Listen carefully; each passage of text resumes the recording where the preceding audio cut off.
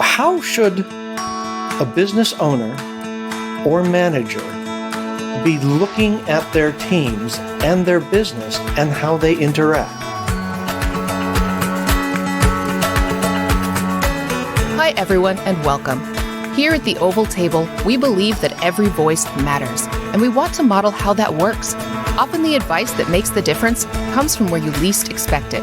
We seek every week to provide a lens for a different way to do business. So much more is possible when everyone's ideas make it to the table. Let me introduce you to our co-hosts, Carl Walsh, Vaughn Johnson, and Doug Bowers. What do you guys have for our listeners this week? Well, thank you, Rishi. Collectively, we have known each other for years and have combined work experience of over 100. There's not much we have not seen or been involved in one form or another, from large corporations to sole proprietorships, from public companies to nonprofits, large and small. We have helped build them and dispose of them. We have done mergers and acquisitions. We have developed strategies and fixed problems. We have spent time on the operational side and the advising side. In fact, our formal education has gone from political science to economics to accounting to tax to masters in business to entertainment. One of us has never ever been an actor, but one of us has been. Not to hold anything against him, though. You're talking about me? I believe I am, Carl. Tell us who you are. Hi there, I'm Carl Walsh, and I actually started out in theater as an actor and a director. I graduated from the Royal Academy of Dramatic Art in London. And when I came back to the Los Angeles area, I did my theater at night, and I worked in a record store. You remember those, don't you? During the day in order to eat, because I had that habit also. I just every once in a while needed to eat something. So that went on for several years. But the funny thing is, and totally unexpected, I got interested in business, something I never imagined. And eventually I moved to the corporate headquarters of this record store. And I was seeing business operate on a grand scale. And that got me even more interested. And so one day they threw a PC on my desk. This was at the very beginning of the PC revolution. You remember floppy disks, right? And they said, make it talk. And I spent 6 months learning how to make it talk. And I finally mastered it. And they said, this is fantastic. We want you to get a PC on everybody's desk and teach them how to use it. The beauty of that was I got to see how each department worked and really got into the nitty-gritty of how a large corporation functioned. Well, I went on in my IT career, eventually left the theater because, well, I was just so darn interested in business. I went through some good companies, some bad companies, but where I learned how a good company works was the Walt Disney Company, where I was an integral part of growing the Disney stores from, there were 165 when I started there. There were 650 when I left there 5 years later. And that's where I learned, first of all, how a great company functions and how a global company functions, because the people that I worked with and had to take care of were scattered all across the globe. Now, the last company I worked with became so toxic that I would arrive in the parking lot in the morning and I would sit there and just try to work up the energy to walk inside that building. That's how bad it was. And after working at such a great company as the Walt Disney, this was, well, it was unacceptable. And so I left. And I decided at that point to put together my background in theater and my background in business and help other people grow their businesses and create atmospheres that didn't result in the one that I had found myself in. So I've been talking to business professionals, MBA schools, even students, MBA students across the country, and helping them create their careers. And now And we're so pleased to be here on this podcast with two other great professionals with so much background and to be able to share with even a larger audience than I have in the past. But just in case you think Carl has an impossibly diverse background, how does he put all that together? Well, let me introduce you to the next co-host. Vaughn, you're on. Thanks, Carl and Doug. My name is Vaughn Johnson. I'm a native Southern Californian. I currently live in Redondo Beach, California, with my beautiful wife, Pamela. And I've spent the bulk of my adult career in the entertainment industry. I'm co-founder of Valley Public Radio in Central California. When I was 20 years old, we started that company and put it on the air 3 years later. It's a national public radio affiliate for all of Central California. And then I joined the Walt Disney Company, and I worked on as an Imagineer, and I worked on Epcot Center, Tokyo Disneyland, Fantasyland here in Anaheim. And then I moved over to the Disney Channel when we first launched the Disney Channel. So I was the first crew at Disney Channel and spent 5 years there in production, and then moved on to the studio where I worked in technical services and international distribution. After Disney, I spent altogether about 14 years at Disney, and then moved on to ITC Entertainment, a British television company that was bought by Polygram. And then I went to Turner Broadcasting, where I was in charge of international language dubbing for the cartoon networks worldwide. Then I joined Diva Systems in Silicon Valley. This was the first end-to-end video-on-demand solution for hybrid fiber coax, which is otherwise called cable. And then I joined Universal Television and was in charge of sales administration and distribution for the sales operation at Universal. I left Universal in 2003. I started my company, Vaughn Johnson and Associates, and I've operated that successfully for the past almost 19 years and had some great clients and worked on some terrific projects. And I learned a few things along the way, but it's have fun. If you're not having fun, you're not doing the right thing. This is going to be fun working with the two of you on the Oval Table. And I agree, Carl, just having people come in and talk about their stories, their expertise, what they've seen and what they've learned is a fascinating way to spend a little bit of time. So thank you again, and welcome to the Oval Table.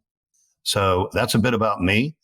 But really, the guy who came up with this whole idea of doing the Oval Table and all of the rules and policies and programs around it is sitting next to me, and that would be Mr. Doug Bowers. Doug? Well, what you guys bring is this fantastic sense of doing great things on a big stage. I, on the other hand, bring something else. I bring an intimate knowledge of organizing, contemplating, operating, and growing the closely held business. And that's an entirely different thing than growing large businesses. And what I do is I focus on the humanity of the business, so trying to get the most out of the people in the business. And it's not going to be highest production. It's not going to be more keystrokes. It's going to be getting their ideas and their input on how to make the business grow, and then growing as a team. And what I've done in the last few years is specialize in producing exactly that kind of format in order to make that work.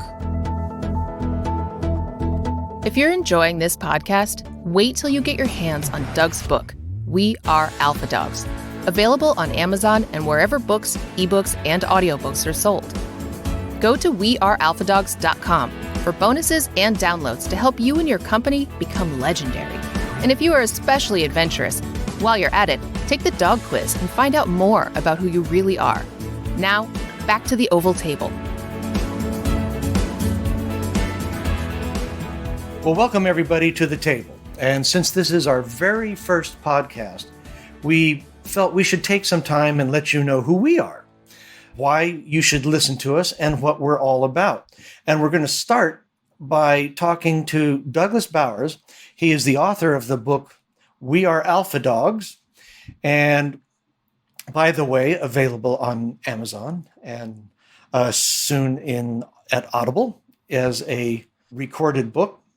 But what Doug has done is he has taken a good, strong look at businesses by creating 7 characters that are actually dogs. And these dogs represent the different personalities that are necessary, actually, to make a business run.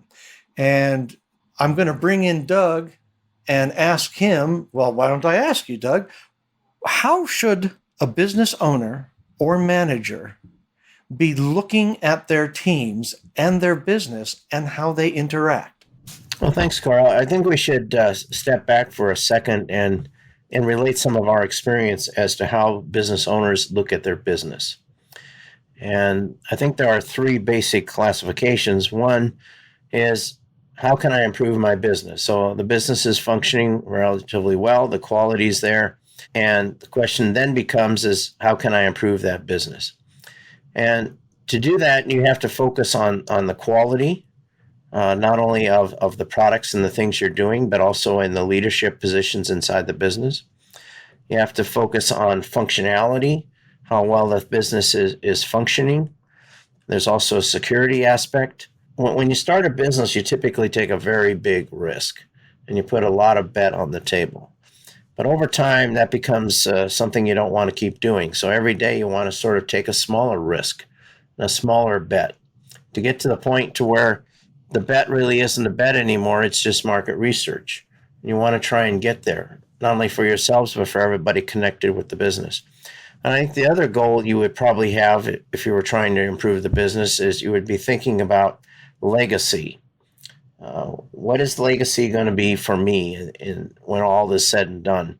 If you have ultra money, you can buy legacy like Ford and Carnegie and people like that. But for the rest of us, legacy is sort of like an earned thing of how well you've treated people and how well you've operated over time.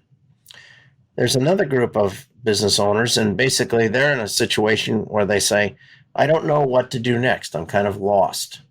What should be the process? What should I think about? I have no framework. I have no thought process, and I'm just confused. And we want to try and help those people also because we can give them a framework with which to think. Now, how often do you come across that kind of mentality, Doug? Oh, I would say that's probably 30-40% of the time. Really? Okay.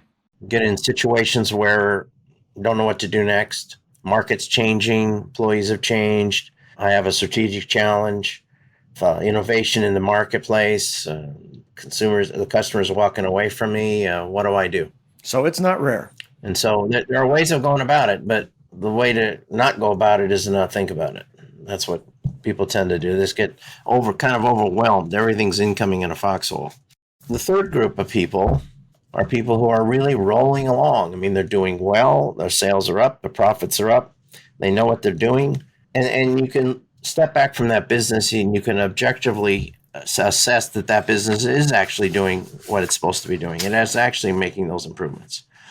And for them, the challenge is, how can we step on the gas? How can we make this business really start to go and go fast as opposed to just simply survive? But how can we really make it go?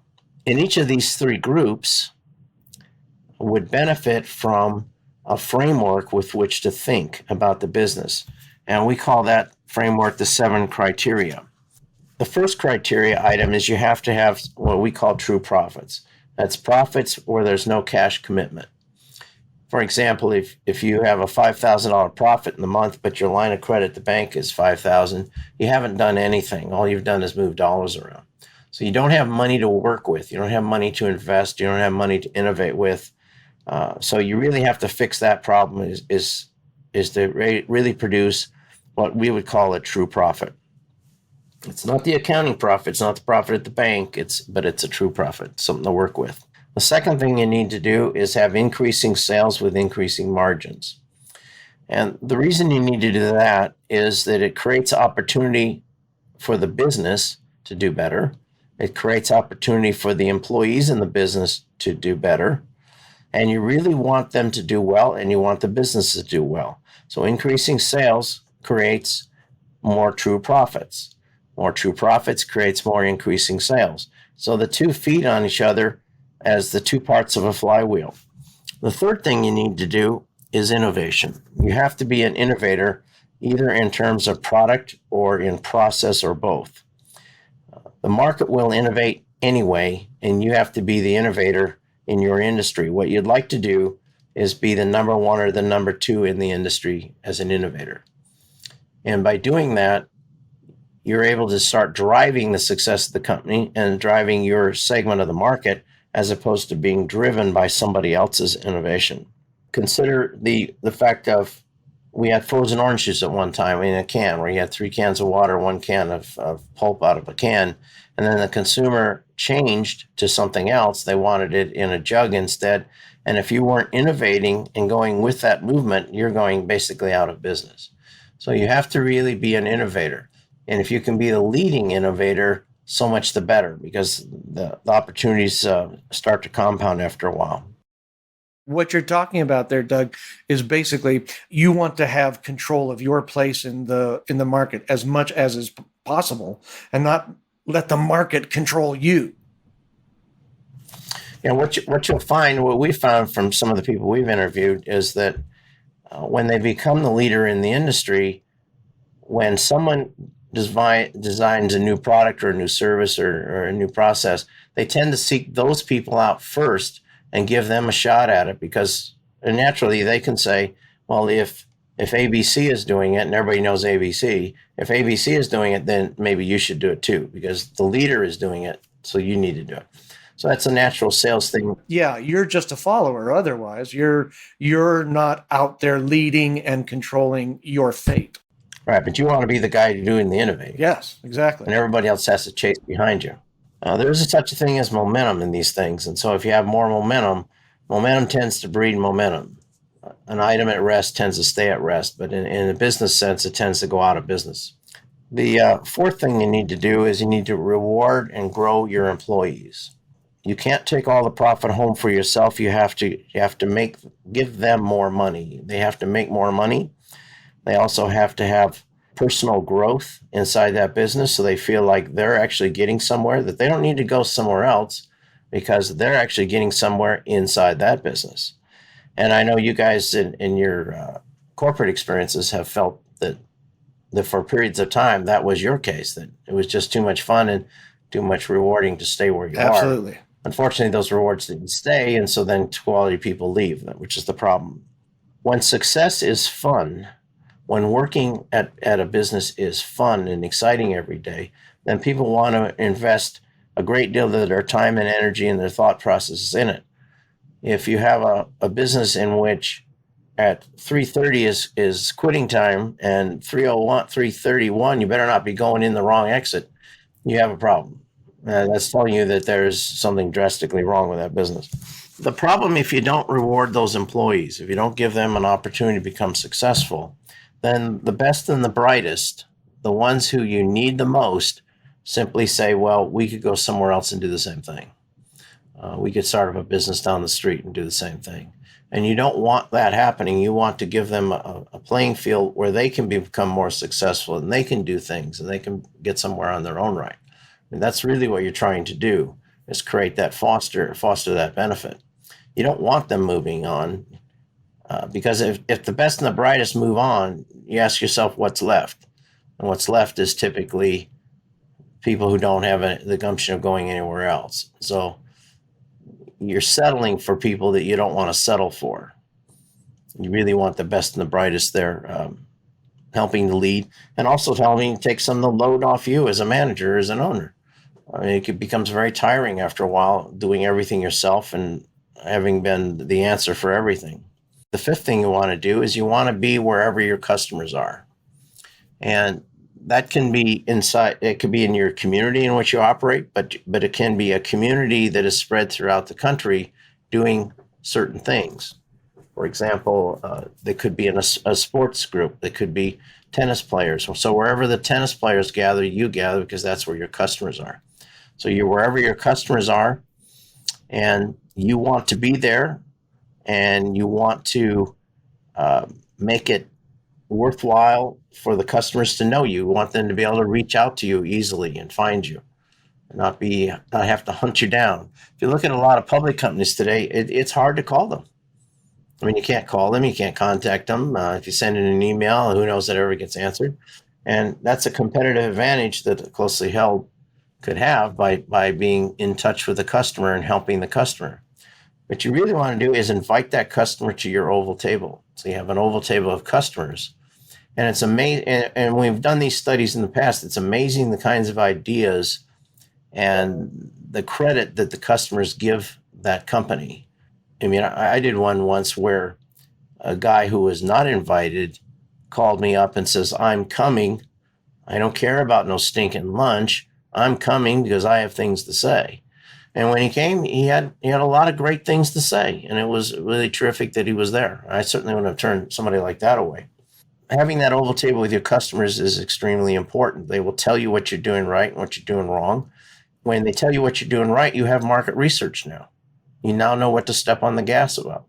The sixth thing you need to do is to set up an operating partnership with your vendors. You need to invite your vendors to an oval table relationship. It's not a situation where you're trying to get them to reduce prices or you're trying to have them make less money. You're trying to help them make more money as they help you make more money. You could easily have a situation where you're ordering a certain part every day and they deliver on that part. When they come to the table, they said, I don't know why you're ordering that part because, there's better parts, but you keep sending the order, so we keep filling it. So why don't you do something different? It would be better for you, better for us. And all of a sudden, things start to change because you become an operating partner with the vendor.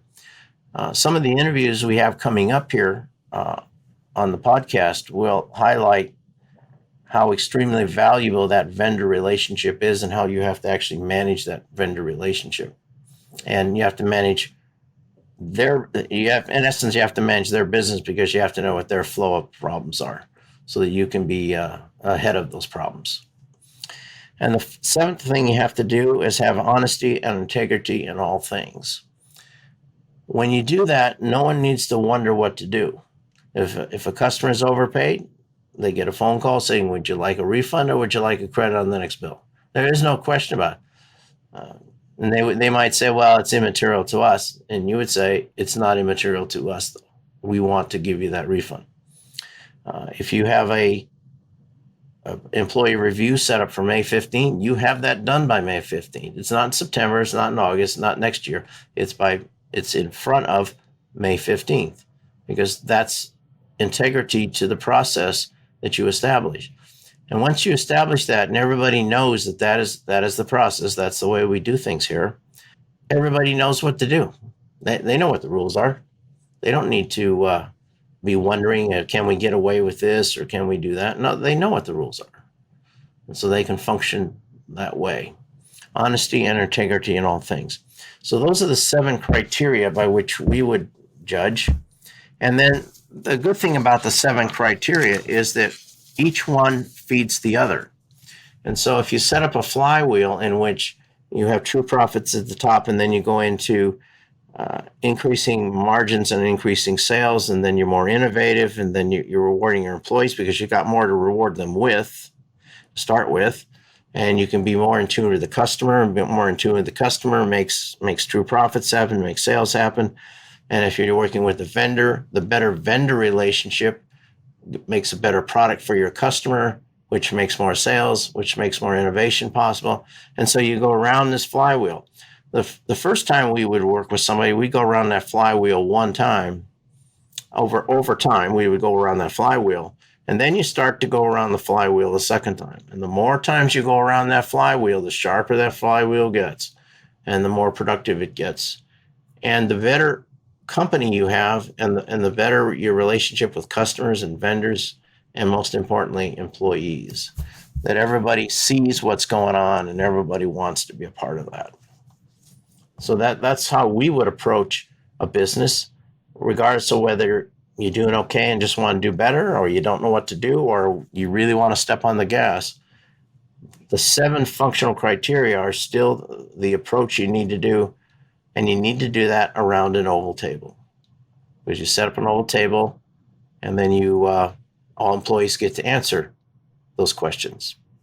So, Doug, how do those 7 criteria become embodied into the 7 dogs that are featured in We Are Alpha Dogs?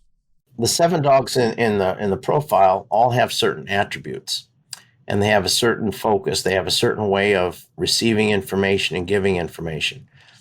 That difference is critical because that opens up all kinds of other ideas. So if you take a problem like we need to produce more profits and put it in the center of the table, then you're going to get 7 different perspectives on how to do that, which you as an owner are not going to do.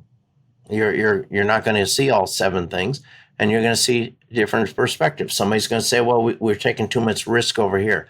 And another person will say, well, we don't have the right production system. We don't have the right strategy, whatever the case may be. And they will come up with ideas. And one person might come up with an idea that on the surface may not seem all that great. But then someone else will say, well, what we could do is something like that. And we could be better. And you keep going around that table and people keep making those suggestions. You keep honing those ideas down from the 7 perspectives. What it does around the table is it creates ownership of the idea. That the people around the table now have ownership to make that thing happen.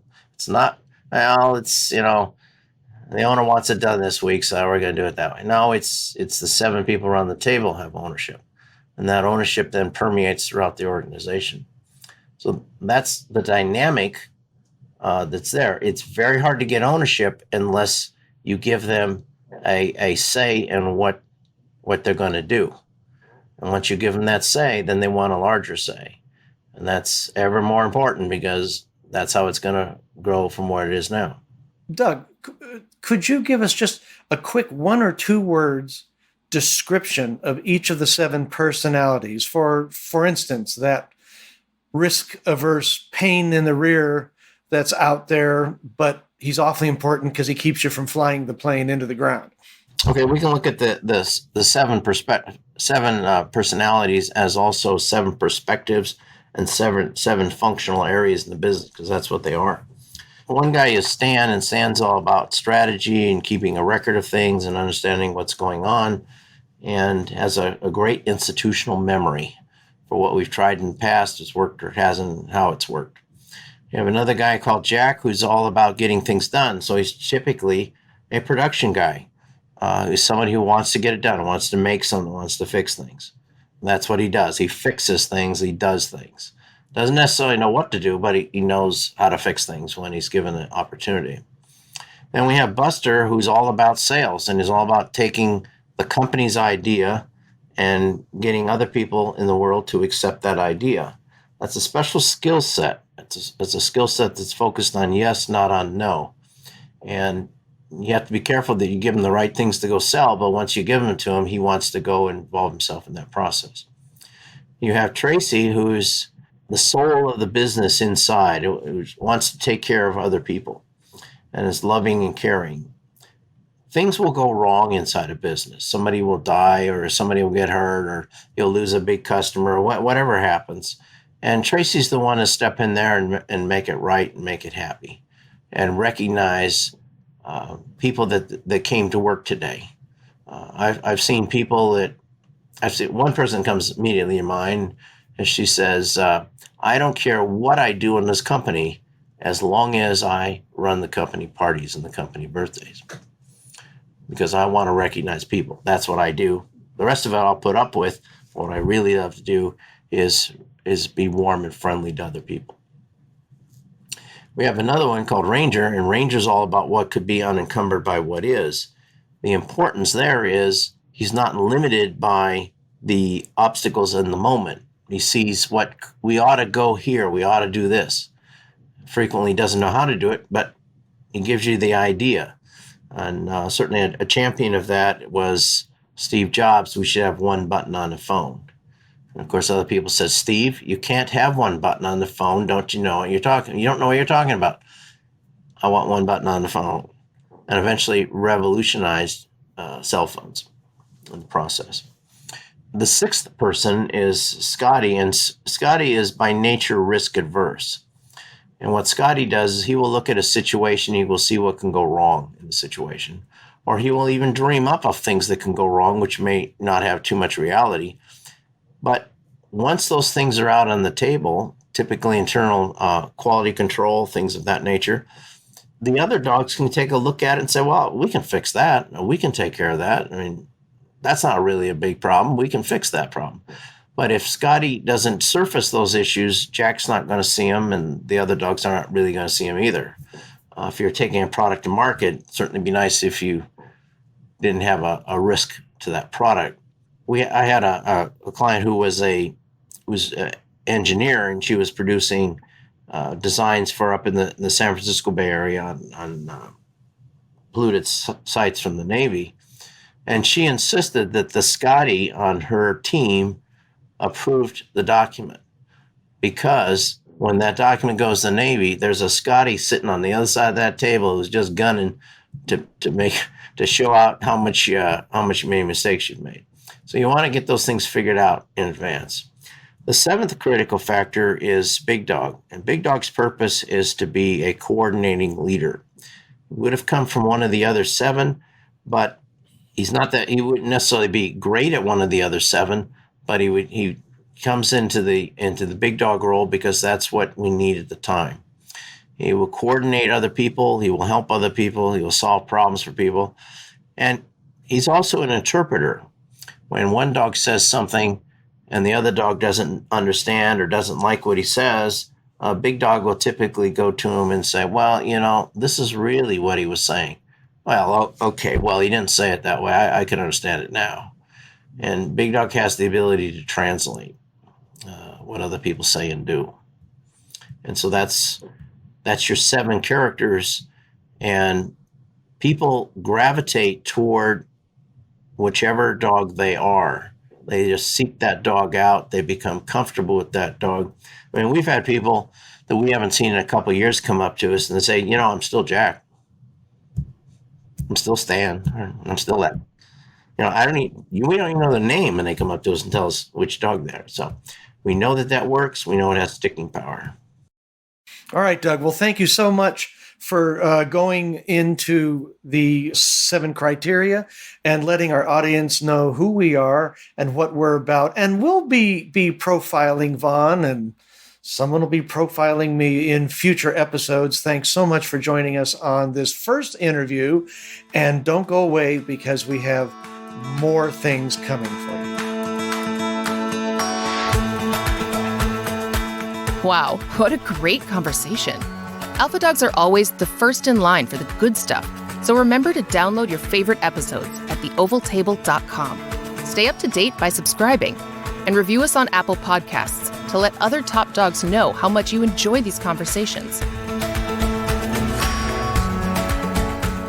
Are you guys ready? It's time for my favorite part of the show, where we get to play Stump the Table.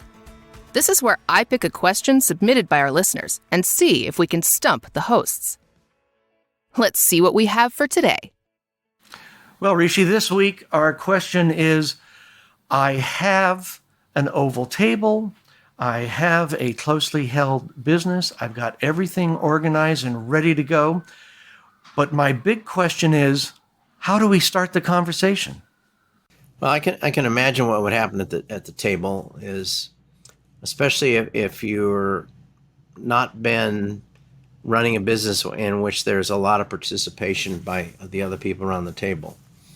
It's been a more of a do as I say, not as I do type of business.